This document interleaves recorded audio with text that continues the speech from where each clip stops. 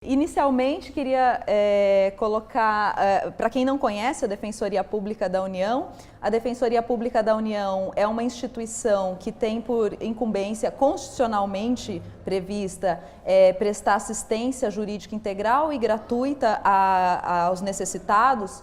E, nesse sentido, por necessitados entendem-se não só pessoas economicamente pobres, mas grupos sociais vulneráveis. Então, todas essas causas que envolvem direitos humanos, a Defensoria Pública presta esse serviço público à nossa população, com o objetivo de construir uma sociedade menos desigual, né? Aqui, para vocês terem uma visão geral, a Defensoria Pública ela é dividida em estadual e federal, tá? E daí com base na competência da Justiça Federal e competência da Justiça Estadual, né?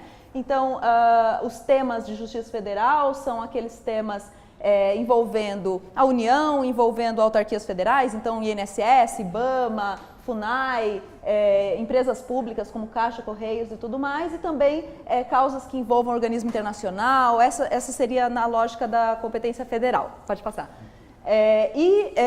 Isso na atuação mais corriqueira ordinária, mas já tem aproximadamente 4 anos que a Defensoria Pública da União tem desenvolvido projetos relacionados à atuação na defesa de direitos de grupos sociais vulneráveis, né, que são mais invisíveis ao Estado, que demandam eventualmente busca ativa, né, e aí no caso do trabalho escravo, por exemplo, não são aquelas pessoas que ordinariamente no dia a dia vão buscar a Defensoria Pública, né? Então, e daí nesse sentido nós fazemos atendimento não só a casos de tráfico de pessoas e trabalho escravo, mas também a população em situação de rua, comunidades tradicionais, quilombolas, catadores, catadoras, migrações e refúgio, enfim, são as temáticas. Esse aqui são os grupos de trabalho que nós temos atualmente na Defensoria Pública da União.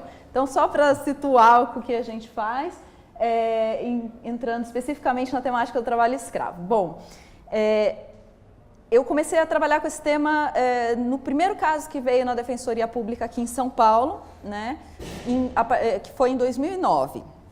Naquela época, 2009, na verdade, foi o primeiro ano de registro de resgate de trabalho escravo pelo Ministério do Trabalho e Emprego. Já existia, no âmbito criminal, casos de operações da polícia que culminaram em resgate de trabalhadores de oficinas de costura aqui em São Paulo, né, envolvendo migrantes, bolivianos, paraguaios. Na verdade, esses fatos datam do final da década de 90, dos processos, tá?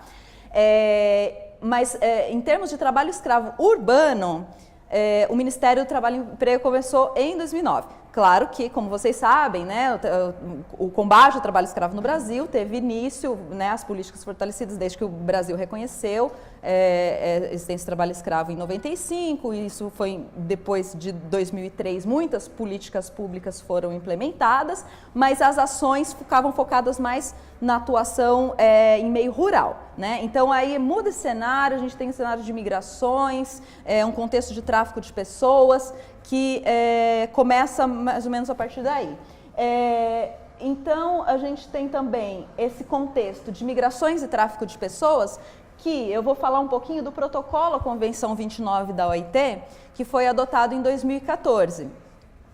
O protocolo reconhece que nas formas contemporâneas de escravidão, esses assuntos estão correlacionados, contexto de imigração, de tráfico de pessoas, né? E também estão relacionados muitas vezes àquela forma de exploração do trabalho escravo mais relacionado a questões econômicas, né? Então, as pessoas migram por razões econômicas, por situação de vulnerabilidade social e, por outro lado, alguns ramos da atividade econômica também se valem de trabalho escravo ao longo da sua cadeia produtiva como um modelo de gestão de negócios, muitas vezes, né? Se valendo dessas mazelas para oferir um lucro de uma forma, enfim, mediante violação de direitos humanos, né?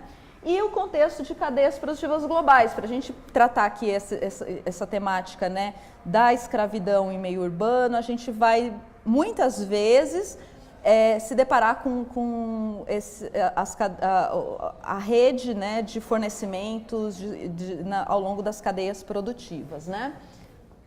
Pode passar. Então, em relação ao protocolo, a Convenção 29, a Convenção 29 da OIT, que é de 1930, é um marco, né, apesar de já ter tido antes a Convenção de 26, mas na verdade a Convenção de 29 é um marco do direito internacional que depois teve uma alteração pela Convenção 105, mas ela é um marco para tratar de trabalho escravo num âmbito global, né, do ponto de vista do direito internacional. No direito internacional a gente fala trabalho forçado, né? Mas, enfim, essas práticas que a gente vai tratar aqui, do que caracteriza, né, submeter trabalhador à condição degradante de trabalho, jornada exaustiva, tudo isso do ponto de vista internacional são indicadores de trabalho forçado, forced labor.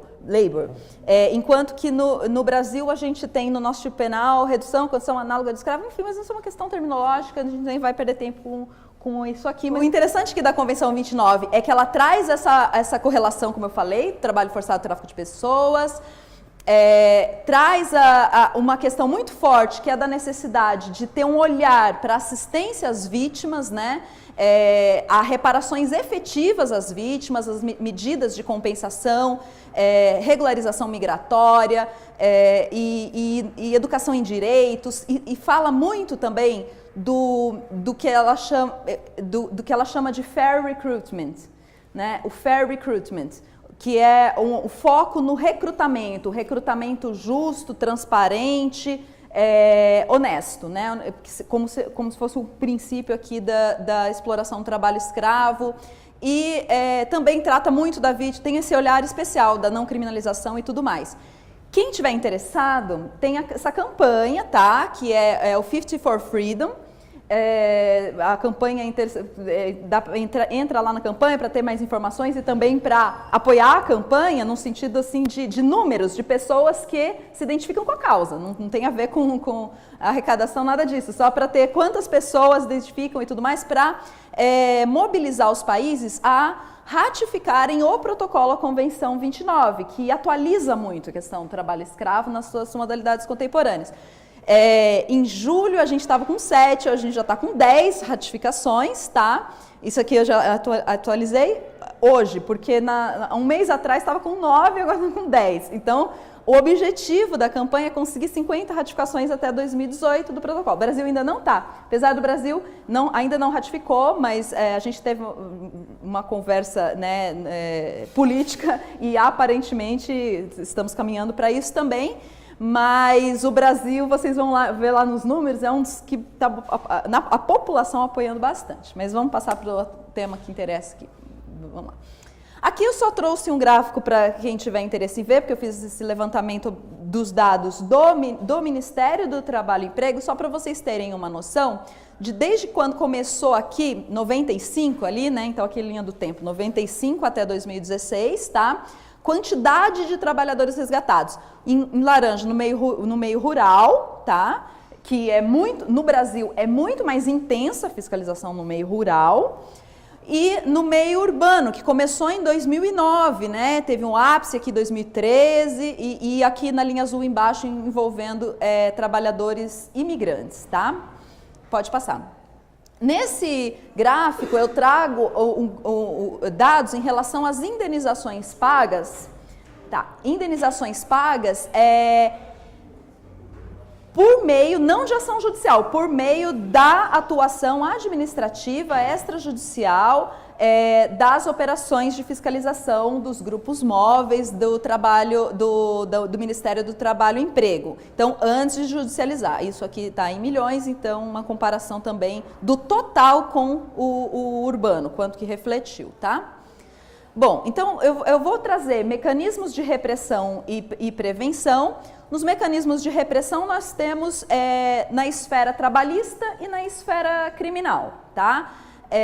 além de sanções econômicas. Na esfera trabalhista, temos a atuação na esfera extrajudicial, que começa com a atuação do Poder de Polícia Administrativo, né, com as ações de fiscalização. No Brasil, nós temos, além das ações de fiscalização exclusivamente pelo Ministério do Trabalho, nós temos também um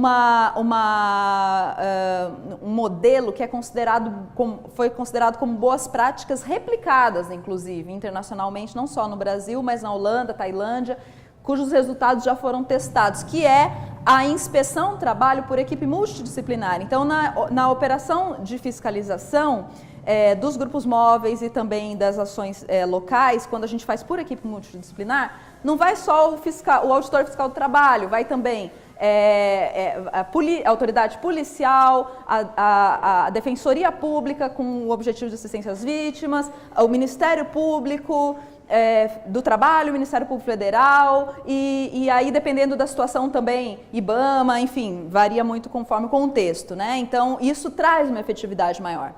E aí, nesse trabalho, são feitas as rescisões indiretas de contrato de trabalho, quando identificado trabalho escravo, lavratura de autos de infração, liberação de seguro-desemprego, e eu não incluí aqui, mas também é uma prática, a inclusão na lista suja do trabalho escravo. Depois vou falar um pouquinho rapidamente. Se o empregador não reconhece e não procede em conformidade, né, com a ação de fiscalização, aí se descortina a hipótese de ação judicial na esfera trabalhista, que pode ser tanto individual ou coletiva, né, e tem se discutido muito a responsabilização estrutural, integrativa, tem se discutido a responsabilidade em rede, né, aí tem várias discussões que eu não vou entrar aqui no tema jurídico, né, se é terceirização, se não é e tudo mais, mas depois a gente entra especificamente falando da cadeia produtiva. Mas com resultados, né, em condenações por dano moral coletivo, dumping social, como a gente teve em recente decisão também, porque o dumping social, porque o trabalho escravo, ele acarreta também, para além da violação de direitos humanos, também uma prática de concorrência desleal, né, em relação a outras empresas.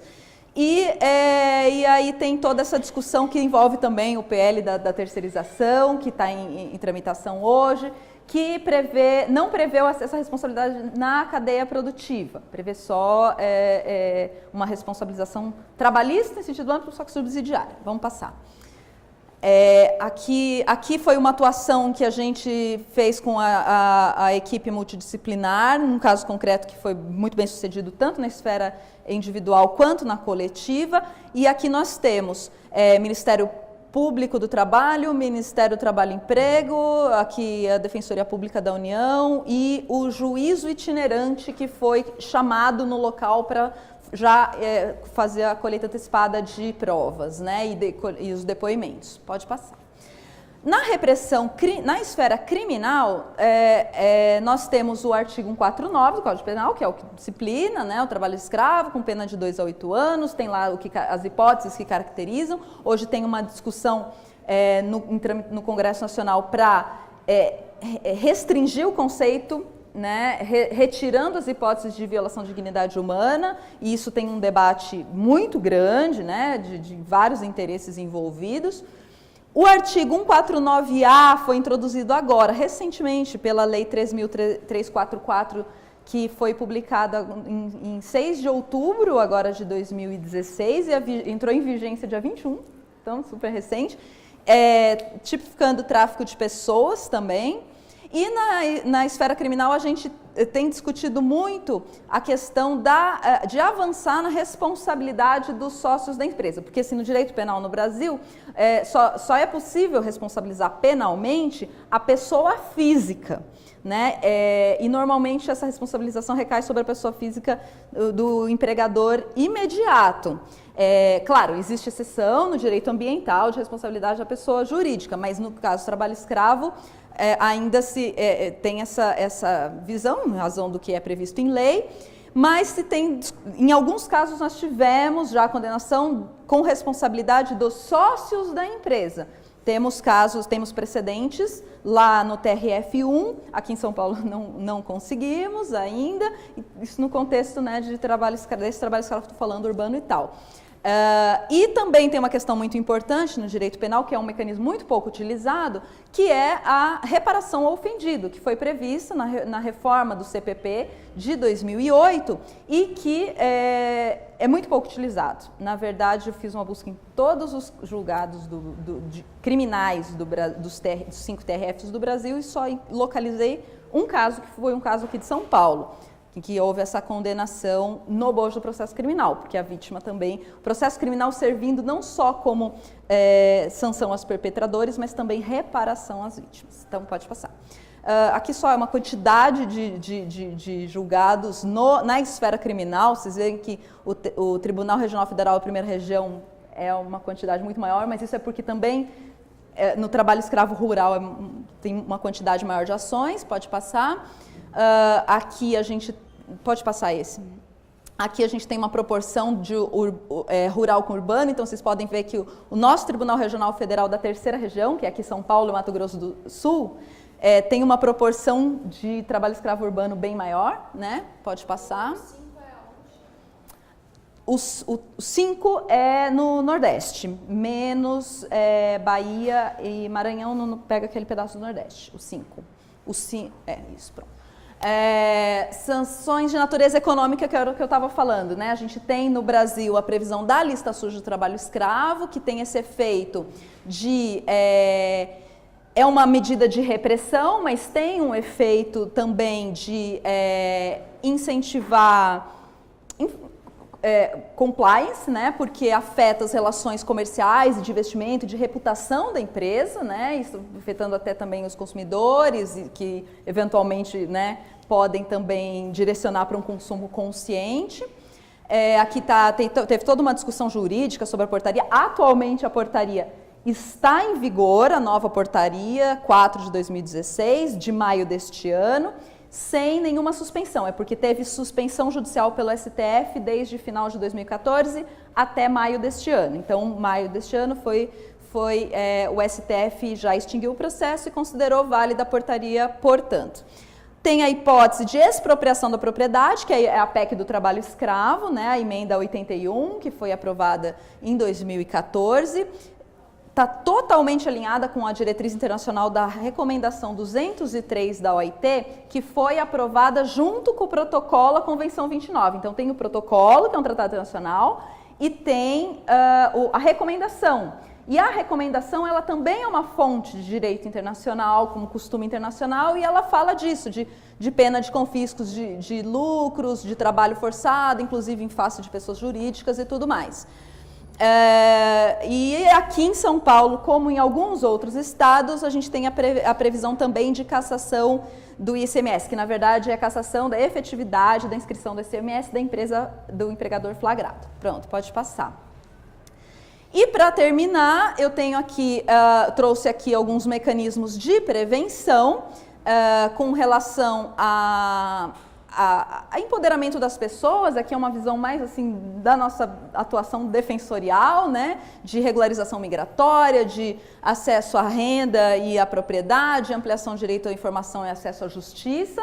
Mas eu vou passar para os outros dois, que eu acho que aqui a gente tem um debate um pouco melhor. Pode passar, porque o Juliano já levantou que faltam 3 minutos.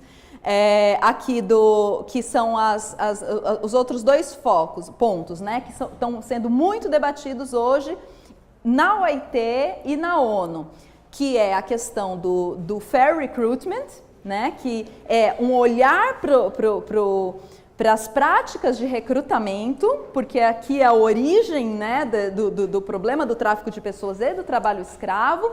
No Brasil, nós temos um modelo em que o recrutamento, a atividade econômica de recrutamento, ela é permitida de forma registrada, então empresa, né, agência de emprego, essas coisas, mas na prática nós temos essa atividade informal acontecendo por pessoas físicas e jurídicas, com ou sem fins lucrativos, e muitas vezes esse recrutamento que não é regulado, né, às vezes até o regulado é abusivo, mas muitas vezes essa forma de recrutamento, né, não regulado, ele acaba sendo uma prática, um recrutamento abusivo ou fraudulento, né? Com cobranças indevidas de taxas dos trabalhadores, assim, seja, né, servidão por dívida depois, além de ameaças, engodo em relação ao que vai ser ao contrato de trabalho, às condições de trabalho, aí a pessoa vai, chega lá, não era nada daquilo, e ela não consegue voltar, e aí que a gente tem, então, começo de trabalho escravo.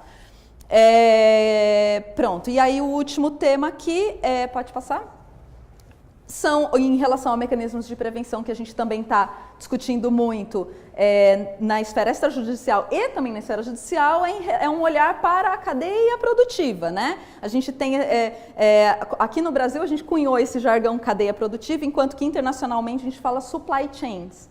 Né? Mas, na verdade, não se refere só à cadeia produtiva, é a cadeia de fornecimento, de suprimento ou de produção, entendeu? Então, assim, a cadeia de produção, de suprimento.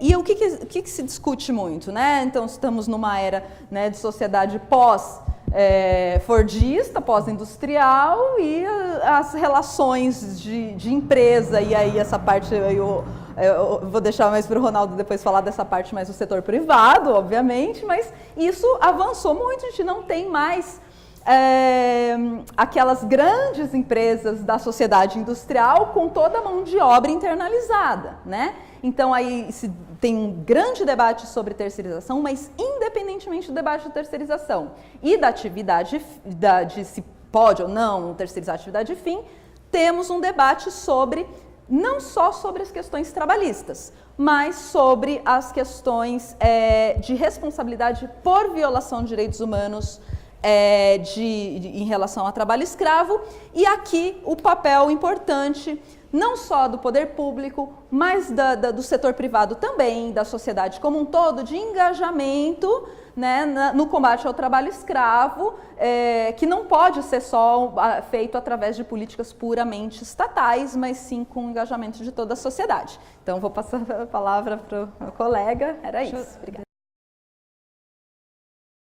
Eu acho que isso é um sinal que talvez nem todo mundo, principalmente o pessoal mais jovem, já vai denunciando a idade, né?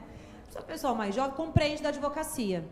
Eu acho que em tempos de crise social brasileira, se nós fôssemos olhar para trás, para outras instituições que hoje muito são ditas como instituições que participam do processo democrático, e de fato participam, mas que nasceram numa lógica pós-1988, exemplo, né, essas controladorias, o próprio Ministério Público, né, seja ele de qual instância for, de 88 para frente, a gente tem esse contexto de direitos posto e talvez muito conhecido pelas pessoas, mas a advocacia, ela começou onde não tinha direito. O papel do advogado, ele foi muito importante num momento onde todos os direitos humanos e possibilidades de arguição de direitos no Brasil estavam caçados. A gente está falando da década de 70, a gente está falando da década de 60, a gente está falando da crise e depressão econômica da década de 80. A advocacia, portanto, tem esse papel pungente na história brasileira. Quando a Fabiana vem e apresenta uma série de informações que a lei dá para a gente, mecanismos, a lei e outros instrumentos administrativos, tratados internacionais, trazem para a gente essa capacidade de nos enxergar como cidadãos, aí vem a minha pergunta nesse contexto para vocês. O que vocês enxergariam a partir do papel da advocacia dentro dessa dimensão muito ampla de possibilidades de melhoria das condições sociais? Essa é a pergunta. E principalmente para quem vai ver depois, para o aluno de arquitetura e urbanismo, para o aluno de sociologia, para o aluno de direito, para o aluno de vocês. O que vocês diriam para eles que vão ocupar cargos amanhã ou depois de advocacia ou não, de outras funções de interesse público ou privado, não importa, mas que vão estar na linha de frente da atuação de direitos humanos? O que vocês diriam que eles podem aprender para além do direito? Eu acho que eu aprendi, ou pelo menos tento me tornar melhor a cada dia, e é isso. Então, respondendo objetivamente a pergunta, é o único recado que a gente dá para os alunos, para os profissionais que a gente vai formar. E aí essa ideia de como é que a gente vai polir essa pedra bruta, transformando essa pedra numa pedra polida a cada dia, melhorando isso. Eu acho que a gente sempre fala em trabalhar os pequenos grupos, né? Então, é a nossa atuação, por exemplo, em sala de aula, em pequenos grupos, ou melhor até, às vezes nem na sala de aula, porque numa sala de aula, no Mackenzie, por exemplo, eu tenho 60, 70 alunos, mas na possibilidade de em grupos de estudos, aqueles alunos que procuram uma atuação diferente, a gente encontra essas alternativas. E é claro que também você tem que identificar as capacidades e o talento de cada um. Então, eu vou dar um exemplo específico. Inicialmente falei da DPU, vou voltar a falar da DPU um pouco, que envolve isso, né? Lá no Mackenzie, a gente, em determinado momento, eu tive a oportunidade de coordenar o núcleo de prática jurídica do Mackenzie. Eu fui aluno do Mackenzie, né?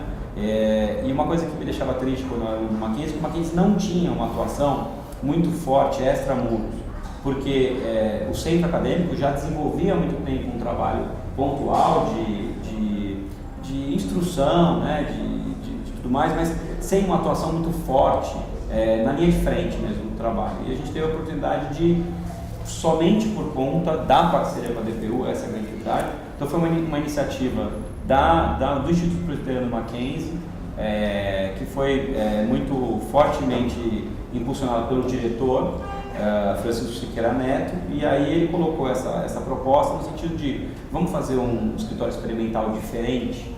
E aí a gente falou, vamos fazer um escritório experimental diferente.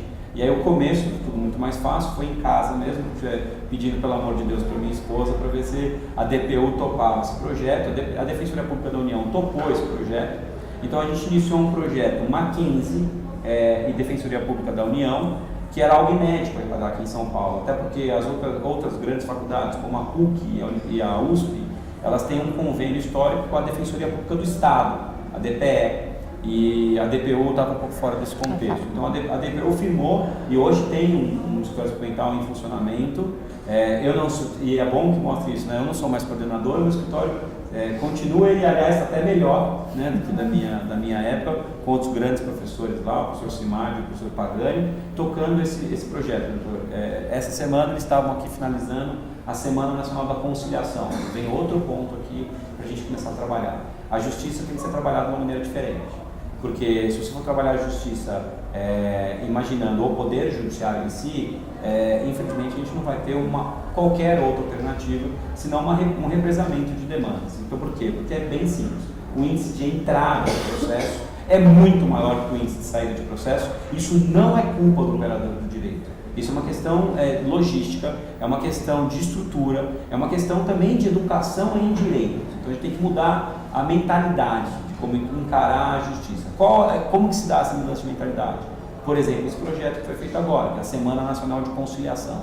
Qual que é a ideia? A ideia é aproximar as partes dentro de um outro contexto e fazer com que elas tentem resolver o conflito, porque a forma natural de resolver o conflito não é a justiça. A forma natural de resolver o conflito é você colocar as pessoas em posição de igualdade e em posição de igualdade elas poderem negociar e transacionar. Então a gente fala muito isso, quer dizer, não é uma igualdade só formal, é uma igualdade substancial. E aí vem a importância da função da Defensoria Pública da União, e daí a importância do Mackenzie, por exemplo, se unir à Defensoria Pública da União, porque a gente fala de um princípio em processo, que é a minha área. Então aí eu falo, eu tô falando isso, parece que eu sou um professor de direitos humanos, né? Que seria muito mais vocacionado do que eu para falar isso, mas não, por incrível que pareça, minha área de especialidade é o contencioso. Então eu vivo de contencioso, estratégia de processo, e eu vivo também dentro como especialidade a área de recuperação e falência. Então é uma área ainda mais competitiva ainda, porque são regras de mercado, né? Você tem um credor, vários credores e um devedor disputando recursos limitados. Então veja, o estímulo a esses meios de autocomposição são fundamentais para alterar a estrutura do sistema. E também aí falando para esses novos profissionais, eles têm que apostar objetivamente nestes meios, porque eles têm condições de se tornarem os grandes especialistas de conciliação e especialmente de mediação. Para a gente ter uma ideia, a mediação já existe, mas ela foi só regulamentada agora por uma lei no ano passado. Então, ano passado nós adquirimos uma lei de mediação. No Código de Processo Civil, também, que mudou, alterou ano passado, também estimulou muito esses meios de solução de litígio, né? Que eu acho que são os meios que vão resolver mais esse contexto aqui, porque falar em arbitragem, que também é um outro caminho dentro do contencioso, talvez ainda não nós estamos preparados para discutir, até porque a gente está falando de direito disponível. Quando a gente trata, portanto, uma situação de maior complexidade, para você garantir, então, essa paridade de armas, que eu acho que é isso, a igualdade substancial. Então, o princípio, a gente fala no princípio de paridade de armas. Qual é o melhor meio de você dar paridade de armas para um hipossuficiente? Qual é o melhor meio de você dar paridade de armas para um assistido? Garantindo a ele boa representação em juízo, se isso for necessário. E é exatamente isso que a Defensoria Pública da União garante, e também a advocacia dentro do contexto dos convênios. Aí, eu acho que é importante a gente tentar estimular os convênios, estimular a Defensoria. Os recursos são limitados, então a gente tem que tentar definir isso. Então, eu acho que, respondendo objetivamente a pergunta, os alunos, os novos profissionais, têm que pensar em, primeiro, transformar os pequenos grupos, porque a gente sempre fica imaginando em fazer grandes coisas, grandes feitos, mas você acaba esquecendo as pequenas comunidades, né? Eu acho que tem uma frase que eu gosto, que é o seguinte, fazer uma revolução tão revolucionária, mas tão revolucionária, que revolucione o próprio conceito de revolução. E isso, obviamente, a gente só consegue fazer isso pelos pequenos grupos. Voltando ao contexto de universidade, é isso, é uma atuação então diferenciada, que pense um pouco para fora do muro. Os profissionais, então, acho que é uma coisa importante também falar, quer dizer, os profissionais mudaram, né? Tanto os professores e se atualizaram nisso. Então você encontra, por exemplo, eu tenho a oportunidade lá no Mackenzie de estar em contato direto com membros do Ministério Público. Por exemplo, hoje, o Procurador-Geral do Ministério Público do Estado de São Paulo é o professor que é coordenador do pós-graduação em Stricto Sensu lá do Mackenzie, que é o professor Jean Paulo Zimani, que é um homem assim muito aberto, tanto é que o programa de pós-graduação em Stricto Sensu do Mackenzie, ele tem uma linha de pesquisa totalmente voltada à cidadania. Então, olha que interessante isso, quer dizer, talvez a gente não teria condições de ter no comando do Ministério Público de São Paulo neste momento uma pessoa com mais visão ampla do que essa pessoa. E você encontra isso em magistrados, você encontra isso em advogados, você vai encontrando isso dentro dessa pleiade de pessoas. Então, na universidade, eu acho que eu penso isso. A Defensoria Pública da União, portanto, é um órgão fundamental, apesar da escassez de recursos, apesar da dificuldade, são verdadeiros heróis, né?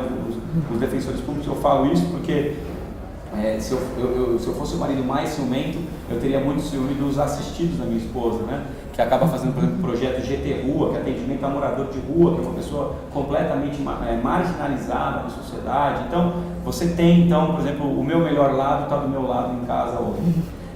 Agora eu vou falar de empresa, eu acho que eu fui convidado aqui para falar de empresa. Pontualmente, então, eu acabei tendo a oportunidade de conhecer a Juliana numa atuação efetiva, de um caso complicado, em que eu pontualmente estava defendendo uma grande construtora, né? E uma grande construtora em que situação? Uma situação muito desagradável. Era uma situação em que ela estava sendo investigada pela suposta prática de trabalho escravo dentro do contexto de uma grande obra aqui do país, que era uma obra naquele momento de importância muito grande para a sociedade, para o governo, para todos, que era uma obra destinada à Copa do Mundo ainda, né? E então a gente estava ali num momento ali muito próximo, quase 6 meses antes da Copa do Mundo. Então a gente imagina como é que estava a situação, né? A situação dos empresários necessitando entregar as obras, cumprir os contratos, e aí as condições de trabalho talvez não estivessem de maneira adequada. Por que chegamos a uma situação daquela de negociação em mesa? E aí como que isso se deu? Se deu por conta, evidentemente, por tudo aquilo que a Fabiana falou aqui. Quer dizer, isso só foi possível porque pela atuação muito diligente do Ministério Público do Trabalho, que realmente conseguiu colher elementos que poderia, num processo que poderia durar muitos anos. Essa é a grande discussão. Esse processo duraria muitos anos. A gente estaria falando hoje nele de um processo ainda vigente, que já não existe mais. Esse processo ele morreu em 1 mês. E como que ele morreu? Em negociação. Uma negociação justa, em que o Ministério Público do Trabalho também conseguiu transacionar com a empresa para viabilizar projetos que vão, obviamente, beneficiar a sociedade e coibir a prática daquilo para frente. Então, neste caso específico, o acordo que foi firmado foi um acordo muito interessante, porque a atuação ocorreu circunstancialmente numa comarca aqui perto de São Paulo. Mas o acordo foi firmado na Procuradoria Regional ali e também no Tribunal do Trabalho. Então foi muito interessante porque nós envolvemos os desembargadores, o juiz, o procurador que atua em primeiro grau, o procurador que atua em segundo grau, quer dizer, de maneira que aquele conflito não mais pode existir. A empresa se comprometeu a cumprir todas as determinações, inclusive determinações que eventualmente não estavam ainda tipificadas como norma, né? Então se comprometendo a um trabalho efetivo de combate a essa cadeia, porque naquele caso não era uma questão do trabalho escravo em si, o grande problema aqui era a questão do recrutamento desses profissionais, porque eles tinham uma demanda muito grande naquele momento, então o recrutamento não foi realizado de maneira mais adequada. Então o que foi interessante também, isso só foi possível porque também houve, dentro do contexto da empresa, uma conscientização. Tanto é que a profissional, que era meu contato dentro da empresa, ela depois deste caso, ela mudou completamente de área e foi criada uma área como se fosse um compliance específico para a questão do tratamento dessas grandes obras e recrutamento e contratação de funcionários. Quer dizer, a empresa aprendeu com aquilo, tanto é que ela desenvolveu um novo instrumento. Agora, a grande verdade é a seguinte, o agente ele também aprende com medida repressiva. O agente, e aí vamos falar de mercado, a empresa também aprende com dor no bolso. Então a grande verdade é que a empresa também não poderia mais incidir nos mesmos problemas, porque ela seria penalizada, e penalizada de maneira muito grave. Fazendo um gancho aqui com o que a Fabiana colocou, sobre a questão da blacklist, enfim, esse termo blacklist, lista negra ou lista do trabalho escravo, você pode dar o nome para o que for, isso existe em vários sistemas. Então vou dar um exemplo aqui na arbitragem, que é um outro caminho. Nós temos uma lista negra, uma blacklist na arbitragem internacional. E aí, isso que é muito interessante, você verifica que as empresas que participam de um processo de arbitragem, que tem uma decisão, porque a diferença da arbitragem, para quem não conhece, né, não é uma arbitragem de jogo de futebol. Né? A arbitragem, ela é o quê? A empresa, dois entes, nesse caso aqui, duas pessoas, em vez de submeter o seu conflito ao poder judiciário estatal, ele submete o seu conflito a um juiz privado. E esse juiz, a decisão que esse juiz privado tomar, ela é irrecorrível. Só que veja, se a parte, mesmo com uma decisão dessa, não cumprir a decisão, nós temos novamente que recorrer ao Poder Judiciário. Aí você fala assim, poxa, então nunca vai acabar, porque a parte que perder vai sempre recorrer ao Poder Judiciário. Não, há uma mudança de cultura. Agora, como que se deu essa mudança de cultura dentro do contexto da arbitragem internacional? E efetivamente eles estão um pouco à frente da gente aqui nesse sentido. Porque essa empresa não se insere mais no mercado, ela perde a participação no mercado se ela for inserida dentro desse blacklist. Porque qual outra empresa vai desejar transacionar com ela se ela não cumpre com as determinações, seja dos contratos, seja determinações oriundas de uma arbitragem? Então é como se essa empresa fosse alijada do sistema. E eu acho que é mais ou menos o que se espera dentro do contexto deste, porque você cria também dentro desse contexto novo, de compliance, por exemplo, uma objeção que vai inviabilizar a atuação da empresa e participação em certames públicos e tudo mais. Então, acho que essa é uma questão muito importante, uma questão cultural. Então, resumindo isso, a empresa precisa, obviamente, mudar a sua ideia, a sua cultura. As empresas têm se conscientizado nisso, acho que essa é uma coisa muito importante para se colocar. Os recentes episódios do país têm mostrado que, por exemplo, essa área de compliance é muito importante, mas hoje a gente fala de compliance, mas a gente anos atrás falava de responsabilidade social, e dentro do contexto de responsabilidade social, as empresas montaram fundações. E quantos acordos eu não viabilizei por meio de fundações ou institutos vinculados a essas empresas? Então, quer dizer, resumindo, há necessidade de uma mudança de cultura e somente com a atuação forte de órgãos de controle é que a gente consegue também ter uma efetividade, porque a grande realidade é que, infelizmente, ainda no Brasil, nós temos uma cultura muito reativa. Então é uma ideia que, assim, quer dizer, as pessoas em geral, não falando nem das empresas, as pessoas em geral ainda trabalham muito nesse sistema de ônus e recompensa, né? Então é dano e recompensa, ônus e recompensa, o que isso vai... Então, na realidade, a gente tem que começar a mudar um pouco essa estrutura e talvez essa seja uma condição. Finalizando com aquilo que eu acho mais importante dentro do contexto das empresas, é realmente louvar a atuação da Defensoria Pública da União. Porque dentro de um contexto como esse, por exemplo, do trabalho escravo, este trabalhador ele também tem que ser tutelado individualmente, quer dizer, ele também tem demandas individuais. Então aí você junta, por exemplo, e aí foi uma experiência positiva, porque por que nós juntamos o Mackenzie naquela oportunidade com a Defensoria Pública da União? A Defensoria Pública da União tinha uma necessidade específica, trabalhar conflitos trabalhistas e trabalhar esse caminho do trabalho escravo. O Mackenzie, portanto, escolheu naquele momento com esta a matéria específica para ser tratada. Então o Mackenzie iniciou a sua atuação dentro do contexto desse escritório experimental, somente combatendo matérias de trabalho escravo e algumas questões trabalhistas, que a Defensoria, por uma escassez de recursos, não consegue ter uma atuação tão ampla. Então foi uma coisa muito boa para a Defensoria, uma coisa melhor ainda para o Mackenzie, e aí com isso você conseguiu juntar as coisas. E mais coincidente ainda, que nesse caso específico, nós firmamos o termo de ajustamento de conduta, que pressupunha verbas destinadas a diversas entidades. O Mackenzie também receberia uma verba de tudo mais, mas em determinado momento a gente entendeu mais conveniente destinar a outros projetos que efetivamente têm dado resultados para a sociedade. Então, se eu pudesse resumir tudo aquilo que eu falei, e falei mais do que eu deveria aqui, porque eu acho que é importante a gente poder discutir alguma coisa em relação a isso, é poder trabalhar dentro de uma nova ótica. Qual é a ótica que a gente tem que trabalhar? Trabalhar esses pequenos grupos, trabalhar as pequenas mudanças, trabalhar assim a regionalização, e a partir desses pequenos grupos talvez a gente consiga fazer uma sociedade mais justa, equânime e, quando necessário, com repressão, com tudo aquilo que a sociedade tem que ter. É isso. Agradeço a participação de vocês aí, a paciência de vocês. Eu gostei muito assim da fórmula quase literária da teoria da cegueira deliberada, né? Achei assim, uma coisa extraordinária. Fiquei pensando lá no ceticismo grego, assim, aquele negócio do cara que faz de conta que não, né? que a materialidade do mundo não existe, toca em frente, etc. Eu queria ouvir um pouco mais sobre essa questão. Um prazer. Por favor.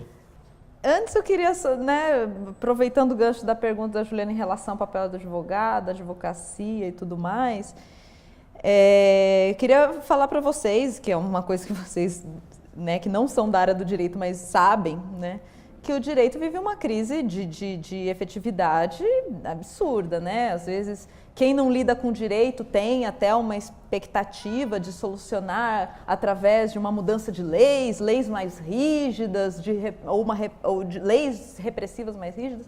O fato é que essa visão do direito, né, com uma função mais punitiva, repressiva, pura e simplesmente, ela não dá conta, né, da complexidade dos conflitos sociais que nós temos hoje, né? Conflitos que ganharam proporções, né, muito mais amplas do que aquele conflito individual, né? O novo Código de Processo Civil vem para mostrar isso, que não dá para tratar dessa forma mais, né? Então, o que eu queria dizer em relação a isso, e aqui o Ronaldo fez tantos elogios para a Defensoria Pública da União, eu quero fazer justiça aqui e devolver o elogio à atuação de uma advocacia, né, com uma visão que não é aquela visão polarizada, sabe, de embate, que não vai solucionar o conflito, que vai levar o processo por anos a fio no Poder Judiciário, e assim, apesar de ter já trabalhado no trabalho escravo especificamente aqui em São Paulo, trabalhei em 15 casos de trabalho escravo aqui, alguns deles envolvendo grandes empresas de marcas da confecção têxtil. E já vi situações em que a gente conseguiu esse tipo de atuação com uma visão, e a visão da empresa aqui, ela é muito influenciada pelo jurídico, né? Pelo papel do advogado, que orienta, que tem aquela... Ele é muito... Naquele começo da atuação, É decisivo essa visão do advogado, né? E muitas vezes, algumas vezes nós tivemos sucesso e muitas vezes tivemos que levar para o judiciário. Aí lá no judiciário, mesmo quando a gente tem sucesso, e alguns casos foram realmente muito boas as decisões, pelo tempo, pelo desgaste, eu digo que ninguém sai ganhando, entendeu? E em outros casos, enfim, a gente também não conseguiu. O fato é que a gente não, esse tipo de atuação mais antiga, de levar para o Poder Judiciário, de brigar na Justiça e não resolver o problema, isso prejudica com certeza todas as partes, prejudica o setor privado, que seria, né, o próprio cliente, prejudica a atuação do poder público e prejudica mais ainda a pessoa, né, lá na ponta que teve seus direitos violados aí, com certeza. Então, eu acho que aqui a gente tem o Brasil ainda não tem, no setor privado, pelo menos na minha experiência aqui de atuação e de estudo sobre o tema, majoritariamente falando, essa visão de compliance e até em relação ao trabalho escravo e transparência da cadeia produtiva e tal, coisa que internacionalmente algumas empresas, né, de cadeias produtivas globais já começaram até a capitalizar com esse tipo de visão mais nova. Não, eu quero sim transparência aqui na cadeia produtiva. Então, falta isso no setor privado e eu acho que isso tem uma grande influência aqui do jurídico, né? Da atuação dos advogados, né? Em relação à teoria da cegueira deliberada, ela tem origem, na verdade, norte-americana e tem origem... a noção da teoria da cegueira deliberada é a seguinte: é a pessoa que, no caso aqui a gente está transportando dentro do direito penal, pensando no empregador, que não é o empregador imediato, mas aquele que se beneficia, né, indiretamente, mas o que mais se beneficia daquela violação de direitos. Ele deliberadamente se coloca numa posição de isso aqui eu não vejo, isso aqui lavo as mãos, não tenho nada a ver com isso, mas na prática ele não só sabe, como tem toda a ingerência ali de controle, né, e que a gente chama no direito penal do domínio do fato. E aí, transportando isso aqui para o trabalho escravo, cadeia produtiva, o que acontece no setor, no ramo da confecção, por exemplo, é muito comum o uso de contratos de facção, né? Mas que, na verdade, se for analisar com mais profundidade, são contratos de facção fraudulentos. Porque a empresa que está comercializando peças de roupas da sua marca diz o seguinte: eu não produzo, eu só comercializo, né? Eu não tenho produção, eu só tenho comercialização. Então, eu só compro peças e vendo. Então, eu não sei como que está acontecendo ali na produção, né? E aí a gente sabe que, assim, a gente acompanhou na história recente, né, não só no Brasil, mas no mundo, um movimento em que a planta industrial da confecção, ela foi transferida, ela foi externalizada, e aí sem entrar em se isso é terceirização, se não é, mas ela foi externalizada, saiu dessa empresa. E no Brasil a gente vê isso sendo externalizado em cadeias, em oficinas clandestinas, numa forma de putting out system, que a rigor é um sweating system, né, que são essas oficinas de costura clandestinas que funcionam de forma absolutamente irregular. Né? E assim, as tragédias estão aí, né? Só na semana passada, foi na semana passada, né? Os dois em menos de 24 horas, né? Podem ser muito mais do que dois. A gente conhece ali a região, né? Do Brás, do Bom Retiro, do centro e tal. Então, e aí a cegueira deliberada, ela está aí. A empresa fala assim: não, eu compro, mas eu não sei. Eu demando uma quantidade. Eu demando uma entrega em determinada quantidade de tempo, para produzir de uma determinada forma, mas eu não, essa parte de capacidade produtiva, quantos empregados trabalhando, de que forma isso não tem nada a ver comigo, porque eu sou só comercializo. Complementando, assim, do ponto de vista do direito, isso não é novo. Isso aí você tem no direito ambiental também, você tem aqui no trabalho escravo, e você já tem desde muito tempo que é uma ideia de responsabilidade objetiva. Isso é uma coisa muito boa, porque na realidade independe de culpa ou não, quer dizer, ele vai ser responsabilizado objetivamente por isso. À medida que você coloca essa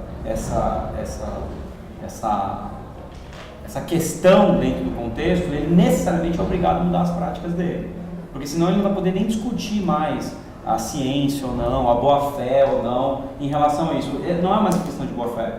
Você é sim, portanto, obrigado a analisar seu supply chain, você analisar sua cadeia produtiva, sob pena de ser responsabilizado. Então você vê que muda totalmente a rotina, e aí obviamente que essas experiências bem-sucedidas de repressão vão trabalhar isso. Aí pensando do ponto de vista social, que a gente estava falando aqui, quer dizer, as entidades de classe também têm uma importância fundamental nisso. Então, a Ordem dos Advogados do Brasil tem uma atuação também descentralizada, centralizada e descentralizada para tentar fazer essa educação em direitos também. Mas pensando objetivamente no litígio, e aí que a gente consegue talvez obter melhores resultados em meios de autocomposição, como a conciliação e como a mediação, é que o processo que a gente conhece hoje, ele é trabalhado, na realidade, para reaproximar as partes para uma transação.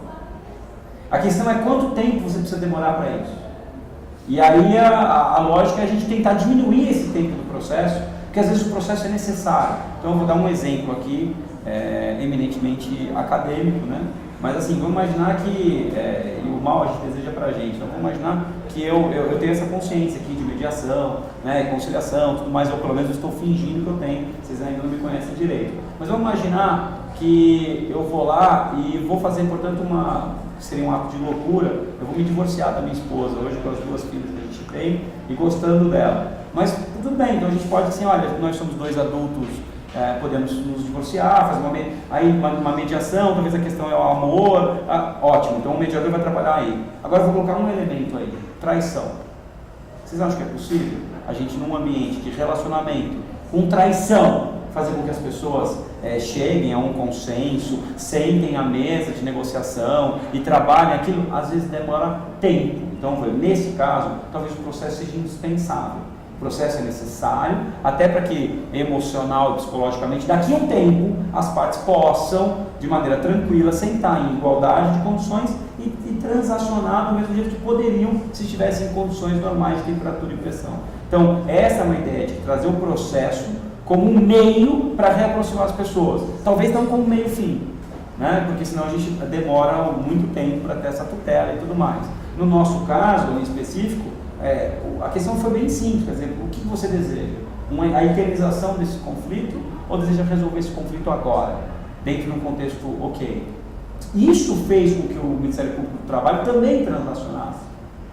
Então essa é uma conscientização de direito. Talvez se ela quisesse se aquela procuradora, que não é o perfil dela, muito pelo contrário, mas se aquela procuradora tivesse um perfil de que não, eu quero levar essa vitória para o Ministério Público do Trabalho, aquele processo não teria tido fim. Ela poderia até, em termos quantitativos, obter talvez uma indenização maior. Mas do ponto de vista social, o negócio já não está resolvido, tá? Então, talvez tenha sido a melhor solução. A gente, claro, né? Vivemos, assim, há alguns anos, a polêmica toda sobre a questão lá da teoria do domínio do fato, né? No âmbito político, etc. E a Fabiana, né, lembrou uma certa semelhança, talvez, pelo menos, né, de espírito entre essa ideia de domínio do fato e a teoria da cegueira deliberada. Mas, partindo do princípio da simetria, né, que fundamenta o direito, ou da isonomia mesmo, né, isto é, do direito de defesa e etc., como que você... o que é que acontece objetivamente do ponto de vista das empresas em relação a essa ideia da cegueira deliberada? Como que elas reagem, e até legitimamente, em relação a isso, Ronaldo? A defesa dela fica limitada muito à questão enfática, né? Então, na verdade, o que necessariamente, no primeiro momento, talvez uma atividade de negação, a empresa vai tentar descaracterizar aqueles fatos para que não incidir nessa qualificação jurídica.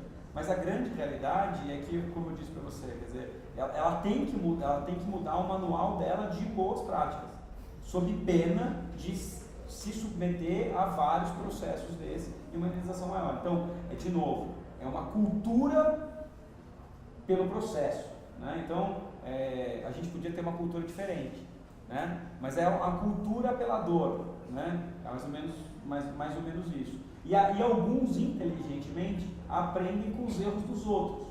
Ou alguns, inteligentemente, não cometem mais os mesmos erros.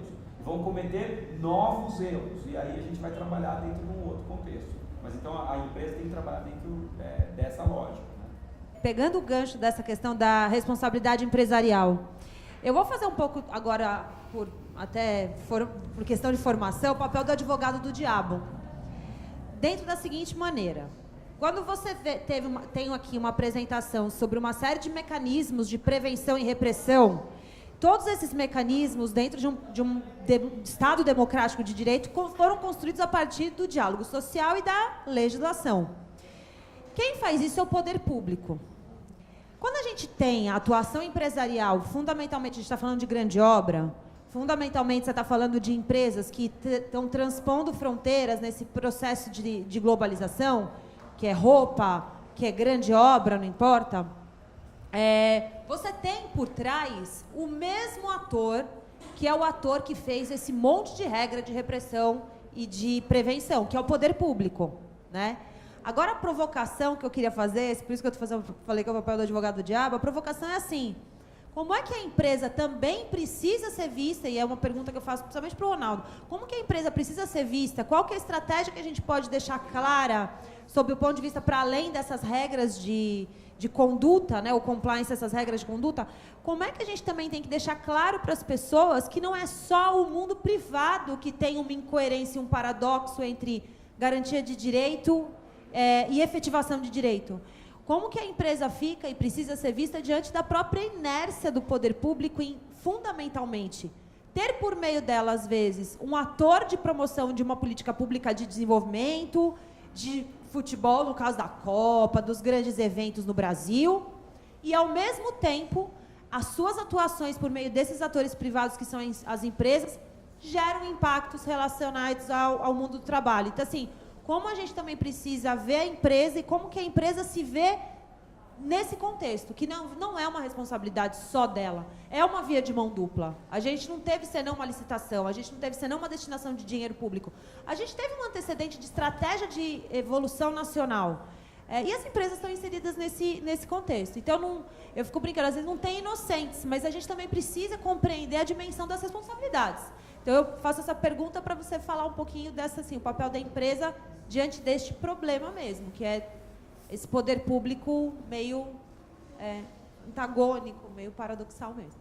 A grande realidade é que o maior problema do empresário, e eu não falo pelo empresário, eu falo como advogado do empresário, tentando diminuir os problemas que ele submete ao escritório, né? O maior problema do empresário é a mudança do jogo no meio do jogo. Porque se a regra está bem estabelecida no começo, a gente tem um panorama ok. Mas a gente tem, infelizmente, uma tendência à mudança do jogo no meio do jogo. Então, vamos falar dentro desse contexto, o contexto da empresa atuando junto com o Estado. Então, eu acho que é aí que a gente está inserido. Porque, primeiro, a empresa efetivamente tem um papel importante na sociedade. A primeira aula que eu dou, quando eu falo de crise da empresa, então veja, uma matéria que eu leciono é falência e recuperação judicial, como eu disse para vocês. Aí, para tentar sensibilizar os alunos, eu falo para os alunos o seguinte: olha, a gente vai estudar agora no 4º ano da faculdade, até o finalzinho da faculdade, tem mais um ano lá de faculdade, assim, ó, você vai estudar agora um dos institutos jurídicos mais importantes que a gente poderia aprender na faculdade. Aí o cara fala, mas como assim? Por que ele aprendeu tradicionalmente? Porque o instituto fundamental, como eu também acho, quer dizer, é a família. A família é um instituto nuclear, né? Então a gente trabalha bem a família dentro desse contexto. Ótimo, então a gente trabalhou a família. Qual outro instituto jurídico importante que a gente acaba trabalhando, pelo menos na sociedade que a gente conhece? Propriedade. A noção de propriedade, porque sem a noção de propriedade a gente quebra toda uma cadeia aqui e a maneira pela qual a nossa sociedade está organizada. E aí vem uma terceira estrutura e um terceiro foco de estudo, que é um foco de estudo, obviamente, também aqui dentro do contexto da escola da cidade, então, a empresa. Porque sem empresa, vamos imaginar isso, o que é a vida sem empresa? A vida sem empresa é uma vida estranha, porque a empresa é um ente gerador de tributo, então, portanto, ele movimenta o próprio Estado. É um ente gerador de riqueza, porque ele viabiliza né, salário e distribuição de riqueza. É um meio de produção de tecnologia, obviamente, porque se a gente não tiver empresa, a gente não tem tecnologia. É um meio de felicidade.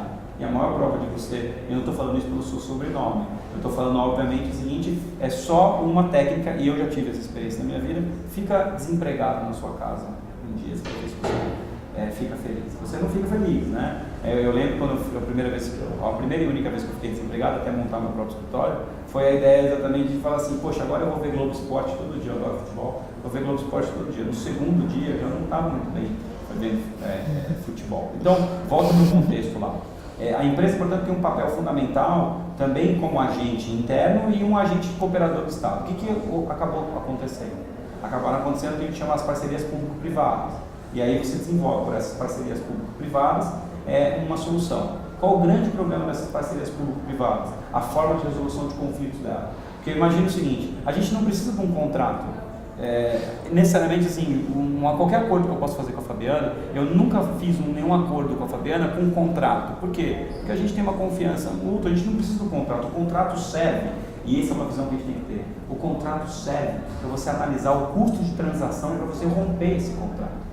Ninguém firma um contrato porque qual que é a ideia do contrato? Eu firmei o contrato, eu vou cumprir o contrato, não preciso, né? Fica no fio do bigode. Dá para fazer isso com o governo? Obviamente que não.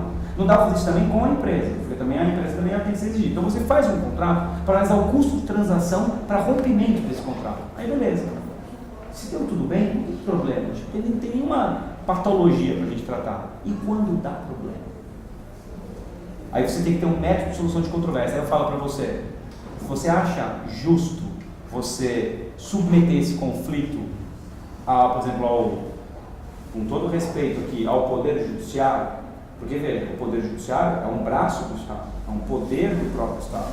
Então você tem executivo e judiciário dentro do contexto. Então, o que a advocacia costuma falar, geralmente quando a gente perde, quando a gente ganha, o juiz é excelente. Também que eu falo com meus amigos juízes, né? Quando a gente ganha, o juiz é maravilhoso. Quando perde, a tendência do ser humano é falar assim, é culpa do juiz. Né? A culpa nunca é sua, a culpa é do outro. Aí você fala o seguinte, esse juiz tem um termo, esse juiz é fazendário.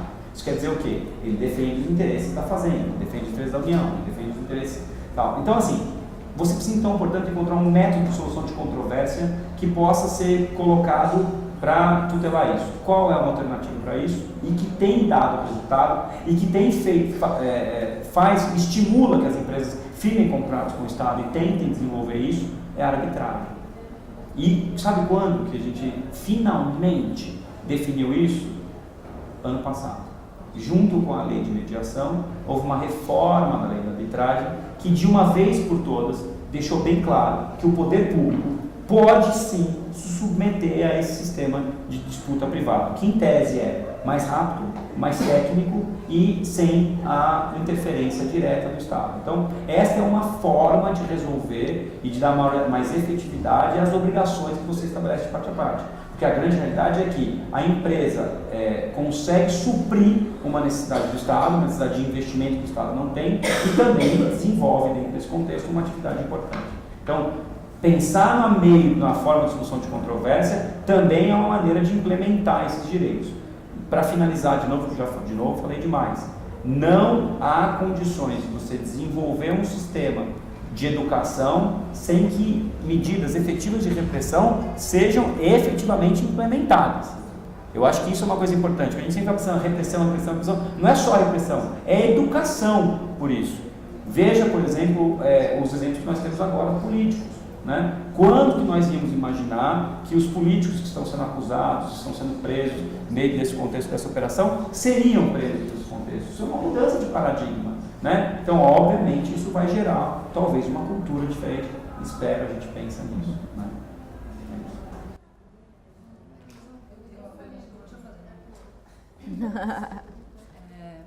É para os dois um pouco, Porque, não sei, tendo em vista, assim, que muitas vezes os interesses dos agentes do legislativo se confundem com os interesses privados,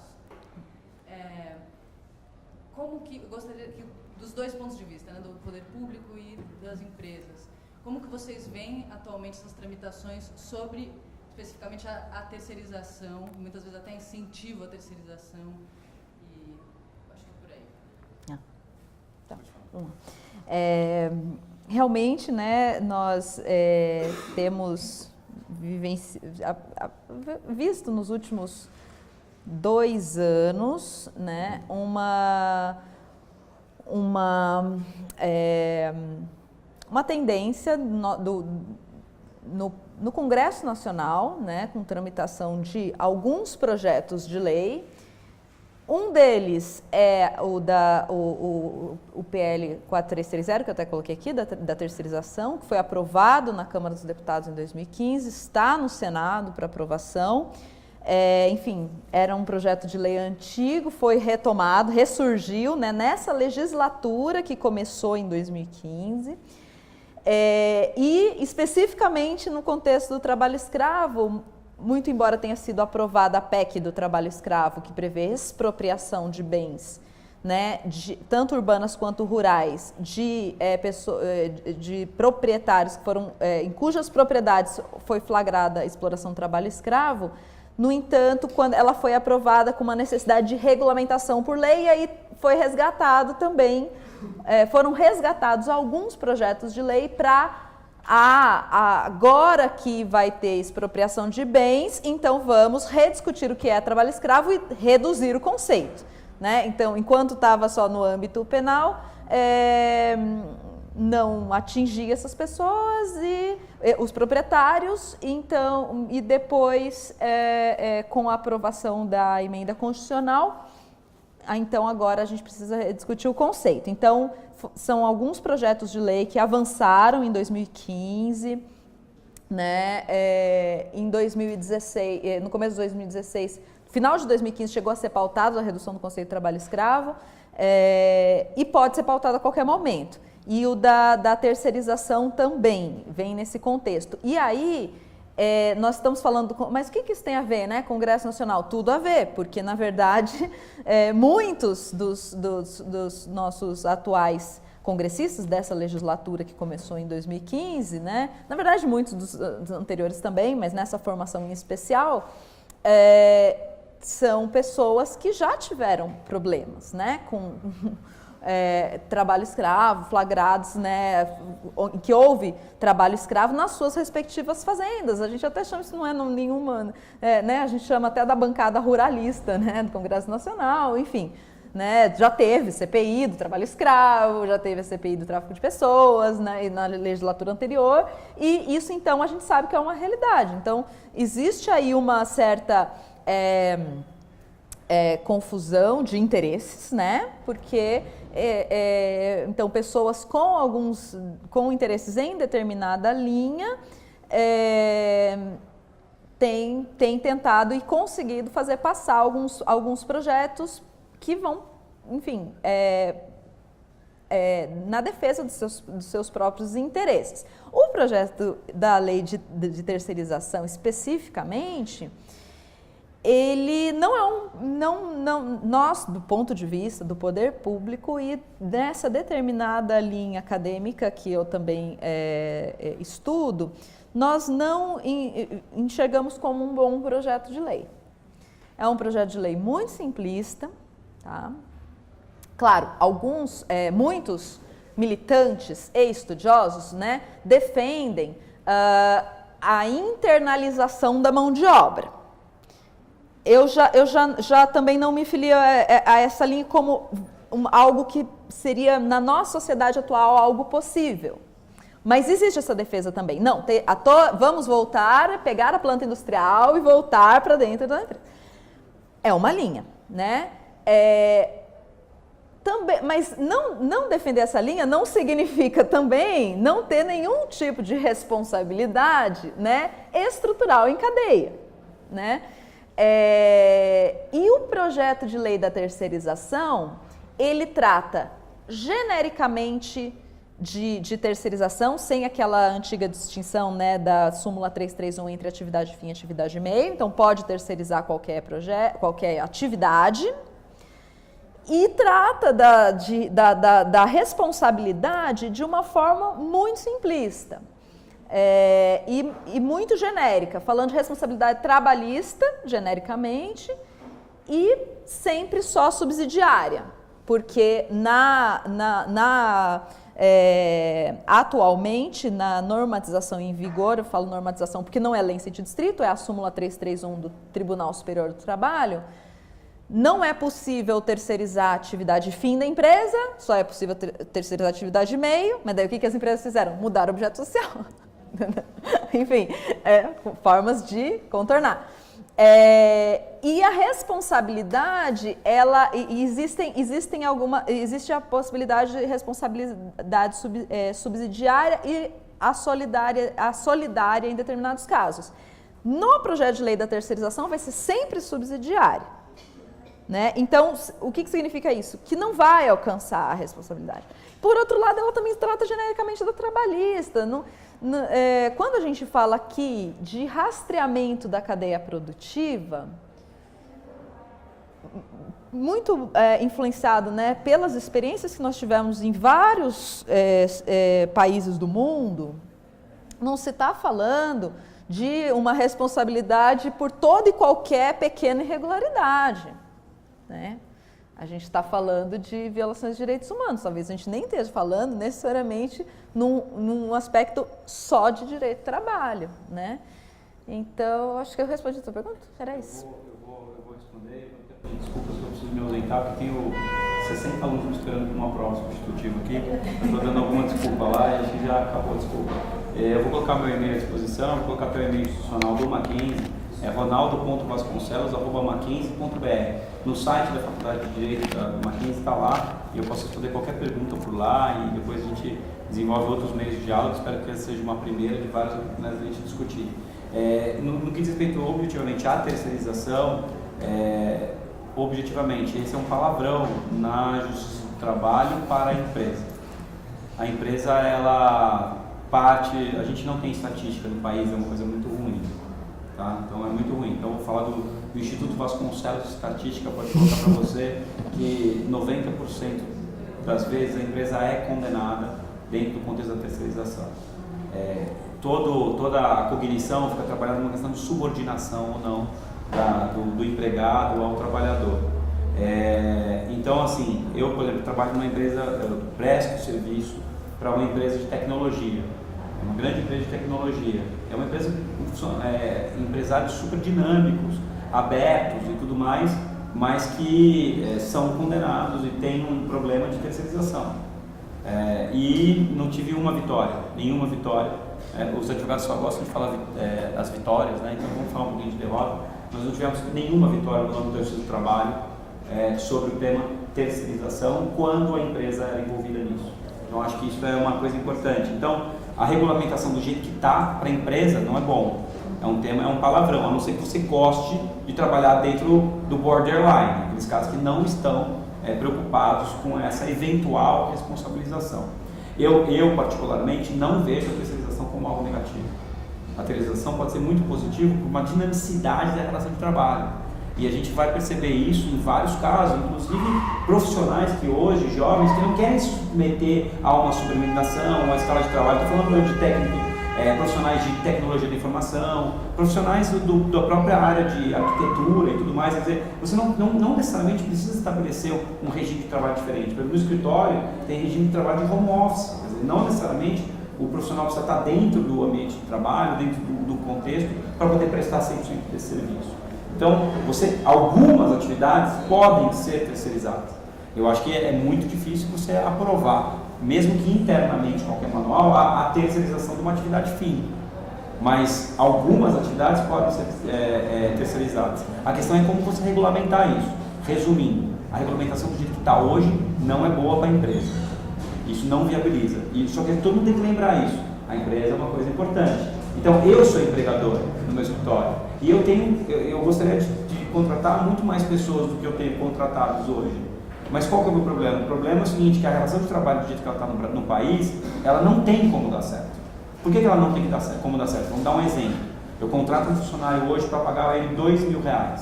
O funcionário não recebe R$2.000. Ele vai receber 1.400 alguma coisa com os descontos.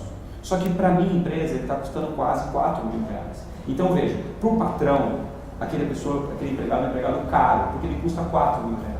Por empregado, ele está recebendo um pouco, porque ele está recebendo nem 2.000, ele está recebendo 1.500 em alguma coisa. Então veja, é muito difícil trabalhar dentro do sistema que a gente trabalha, com todas as normas e todas as questões, e não poder arrumar um meio. A terceirização é uma flexibilização disso. A questão é a gente encontrar esse equilíbrio. Talvez por esse projeto de lei, como a Fabiana colocou, talvez nós não encontremos. Eu também não vejo esse projeto de lei como uma solução, mas alguma solução há de ser dada, até pela dinamicidade das relações, né? E essas novas profissões, os profissionais, para a gente poder movimentar o mercado de trabalho. Basicamente é isso. Eu peço 1000 desculpas para vocês. Eu vou deixar vocês com a melhor parte do negócio que é a Fabiana. Obrigado. Desculpa,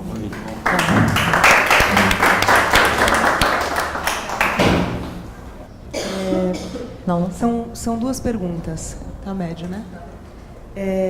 Primeiro, se no trabalho de fiscalização, de autuação dos casos de trabalho análogo ao escravo, por exemplo, nesse caso de Guarulhos, né, que é, enfim, o tema aqui do trabalho do contracondutas, o trabalho de autuação, de fiscalização ficou ali antes do canteiro, né, do canteiro de obras, ficou na questão do alojamento, do aliciamento, da viagem, da vinda dos trabalhadores para São Paulo e tudo mais. Eu queria saber da sua experiência, assim, se existe esse trabalho de fiscalização dentro do canteiro. Existe uma discussão de muito tempo já, uma discussão acadêmica, sobre a violência do trabalho na construção civil, né? Uma violência que é estrutural, ela não é pontual. E se existe, digamos, alguma atuação do poder público nesse sentido, de ir para além dessa fiscalização que muitas vezes se restringe, né, às condições de moradia desses operários. Se existe essa entrada, porque no caso das confecções, eu já acompanhei uma vez e os auditores entram, né, na fábrica, e, enfim. Mas no canteiro, pelo menos nunca vi nenhuma notícia sobre isso, assim, sobre essa entrada essa avaliação do trabalho em si no canteiro. E a segunda pergunta é sobre o conceito de limitação, de restrição da locomoção, que está prevista no artigo 149 do Código Penal. Se a justiça, se o direito tem flexibilidade o bastante para repensar esse conceito de limitação da locomoção, já que os dispositivos de opressão, né, e de prisão mesmo desses trabalhadores, né, forçados a esse tipo de trabalho, esses dispositivos vão se aperfeiçoando, né, ao longo do tempo. A justiça tem essa flexibilidade para rever isso, porque também, essa redação, ela também dá margem para outras interpretações, né? Dá para dizer que o funcionário, que o trabalhador não foi escravizado porque ele podia se locomover, ele podia sair daquela situação. Eu acho que é isso. Eu vou começar pela segunda pergunta. Ou vocês querem fazer ou querem fazer mais rodada? Não, posso ir respondendo? Tá. Vou começar pela segunda, porque eu domino melhor. A primeira, eu vou falar só até onde eu sei. Em relação ao conceito, né? No artigo 49, na redação original do Código Penal, 1940, ele só previa redução trabalhadora, condição análoga de escravo, ponto, pena, tanto. O que significava? Mas o que é reduzir o trabalhador à condição análoga de escravo? Ninguém sabia o que era o conteúdo disso, e aí tinham poucos processos e condenações e tudo mais, até porque também tinha pouca fiscalização, e na verdade a fiscalização no Brasil ela só foi implementada da forma como temos hoje, como referência mundial de combate ao trabalho escravo e tudo mais, a partir também do momento que o Brasil O Estado brasileiro reconheceu que tinha trabalho escravo na sua forma contemporânea aqui no Brasil a partir de 95, em que houve o reconhecimento oficial e depois todas as políticas públicas. Em 2003, essa redação do 149 foi alterada. E em 2003, passou a ser tipificado no texto de lei que o trabalho análogo escravo, né, o trabalho escravo, se caracterizava pelas seguintes condutas ali: trabalho forçado, servidão por dívida, restrição de locomoção, condições degradantes de trabalho e jornada exaustiva.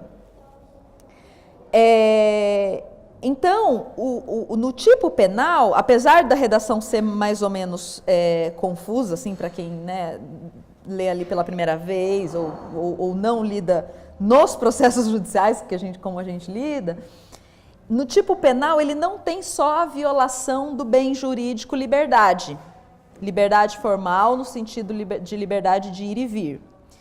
Tem a restrição de liberdade, né, ou por qualquer meio, né, restringir a liberdade mediante, né, restrição de cerceamento de locomoção de transporte, vigilância ostensiva, servidão por dívida, é uma forma de restrição de liberdade e tal.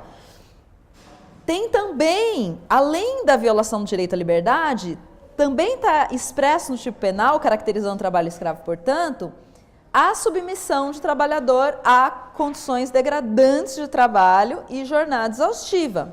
Então, assim, mesmo que o trabalhador não esteja com a liberdade, sua liberdade cerceada, se ele for submetido a condições degradantes de trabalho e jornada exaustiva, está caracterizado o trabalho escravo. E aí, até fazendo um gancho com a tua primeira pergunta, então a fiscalização, ela acaba constatando o trabalho escravo, não só pelo ambiente de moradia e tal, mas num sentido mais amplo, né? Que muitas vezes, o meio ambiente de trabalho se confunde com o ambiente de moradia, e nesse contexto mais amplo de ambiente de trabalho, se o trabalhador for submetido a condições degradantes, isso é caracterizado trabalho escravo não por violação à liberdade, mas sim por violação à dignidade humana. Então, no Brasil, nós temos 2 bens jurídicos tutelados, a liberdade e a dignidade humana, né?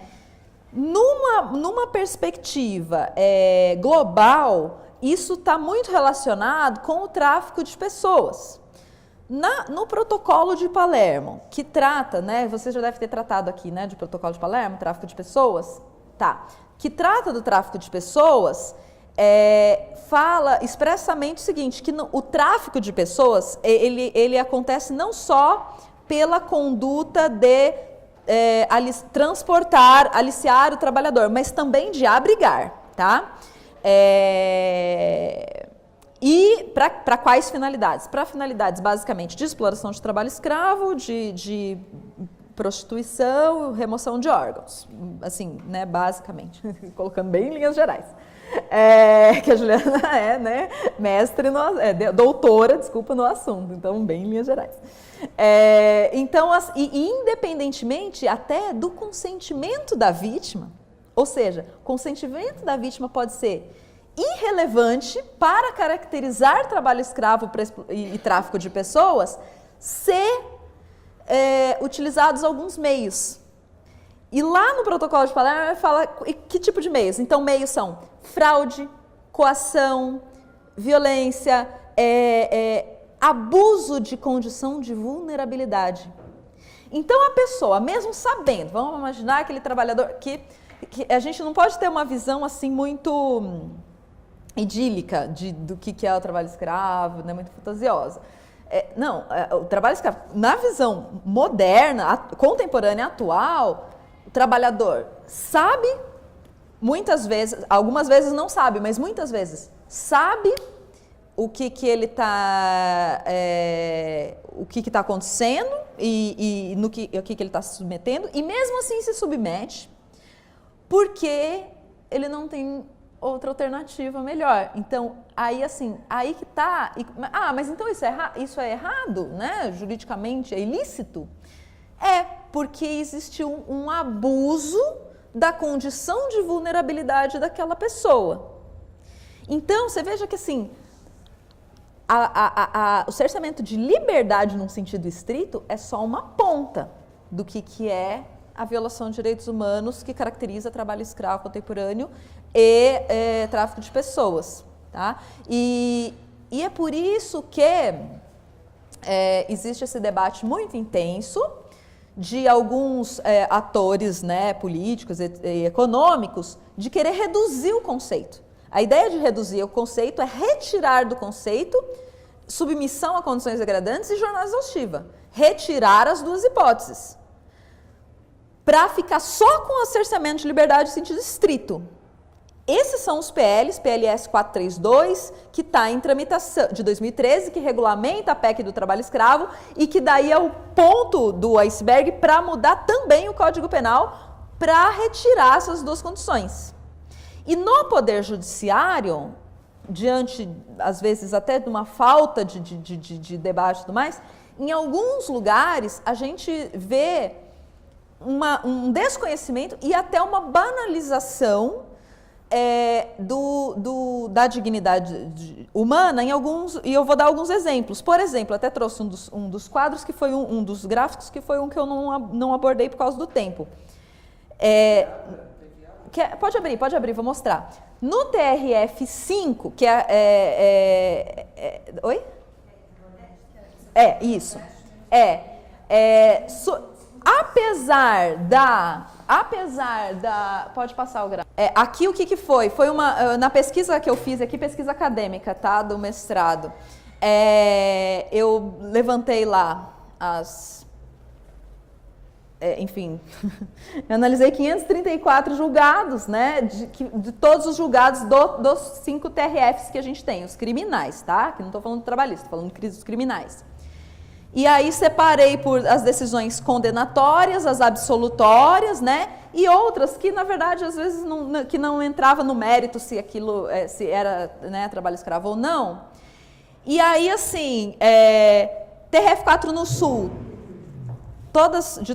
aqui em percentual, tá, gente? Em percentual. Foram poucos casos, foram só 15 do TRF4 e todos eles foram pela condenação. TRF3, a maior parte de condenatórias, né? Foram 67 casos. Oi. Não, é básico, assim, só no situar o TR... Tá, situar. Sul, os três estados do Sul, TRF3, São Paulo e Mato Grosso do Sul, só São Paulo e Mato Grosso do Sul, com muitos casos, com 67 casos analisados, tá? E aqui a proporção em percentual, a maior parte condenatórios, né, caracterizando e tudo mais.